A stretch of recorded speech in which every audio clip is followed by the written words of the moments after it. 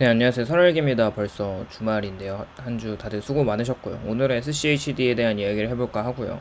어제 조정을 좀 많이 받았어요. 이제 S&P나 다우나 나스닥 모든 주가에 조정이 있었고, 우선 80불까지의 고점을 찍고 조정을 받아서 현재 76.81달러로 고점 대비 5% 정도 대략 하락을 했습니다. 개인적으로 매수 기회가 점점 오고 있다고 생각을 하고 있어요. SCHD ETF에 대한 이야기를 해보자면 우선 미국의 고금리가 유지되면서 경기가 하강을 꺾이지 않고 계속 인플레이션이 잡히지 않는 상황으로 앞으로 중립금리는 지속적으로 상승함에 따라서 점점 SC의 최대 장점인 배당 성장을 지속하기에는 회사들이 점점 벌어들이는 영업이익들이 줄어들고 그러는 게 당연하기 때문에 인플레이션에 따른 가격 결정권을 가진 기업들이 무수히 많기는 하나 그 구매력을 소비자들이 유지하기에는 임금 상승이 저조하고 물가는 올라가는 상황에서 언젠가는 무조건 디플레이션 경기 침체가 오기 때문에 24년, 25년 이후 생각을 해본다면 과거 초저금리의 배당 성장을 공격적으로 한 것과는 비교해서 많은 배당 성장을 하지 못할 거라는 투자 관점이 많이 생기면서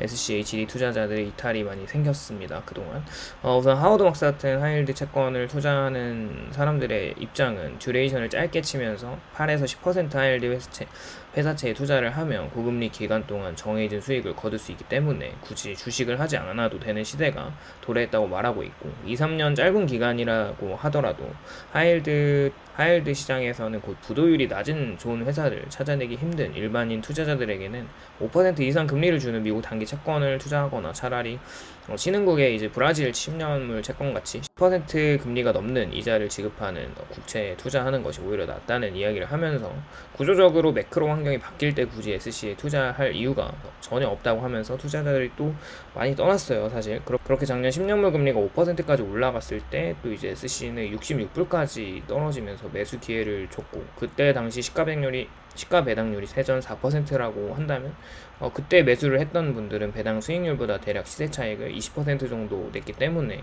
그 당시 바이 더 딥을 외치면서 저가에 줍줍했던 투자자들이 오히려 성공을 했고 물론 나스닥이나 반도체에 투자를 했던 사람들은 더 많은 수익을 얻었을 거라고 보지만 그에 못지않게 슈드도 현재 S&P 500보다는 훨씬 밸류 측면에서 멀티플이 낮기 때문에 저평가된 가치주들이 대거 포함되어 있는 건 사실이에요. 3월 리밸런싱을 또 했잖아요. 그러고 나서 탑10 기업들을 보면 현재 에너지 기업인 쉐브론이 1등이고 2위는 반도체, 텍사스 인스트루먼트, 3위는 로키드 마틴, 4위는 시스코, 5위는 배송업체인 UPS, 그리고 펩시, 버라이즌, 코카콜라, 화이자, 암젠 순으로 최대 4%를 넘지 않는 비중으로 리밸런싱이 적절하게 잘 됐습니다.